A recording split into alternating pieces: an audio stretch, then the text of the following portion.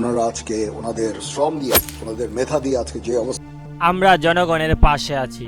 আমরা চাই আবার দেশ শান্ত হোক, আবার আগের মতো ফিরে আসুক। এবার ছাত্রদের লং মার্চ কর্মসূচি নিয়ে প্রধানমন্ত্রীকে সতর্ক করে একই বললেন বাংলাদেশ সেনাপ্রধান। প্রিয় দর্শক, বিস্তারিত জানুন পুরো ভিডিও জুড়ে। দেশ জুড়ে চলছে এক দফা দাবি আদায়ের সংগ্রাম।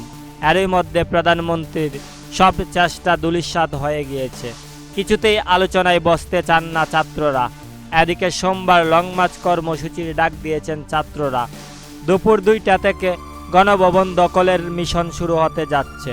এদিকে এই লং মার্চ কর্মসূচিকে নিয়ে সেনাবাহিনীর অবস্থান একেবারেই নিরপেক্ষ। গতকাল লং মার্চ কর্মসূচিকে নিয়ে সংবাদ সম্মেলনে সেনাপ্রধান বলেন, আমরা জনগণের পক্ষে আছি। জনগণ এবং রাষ্ট্রীয় সম্পদ রক্ষা করা আমাদের দায়িত্ব এবং কর্তব্য। আমরা এর বেশি করতে পারবো না।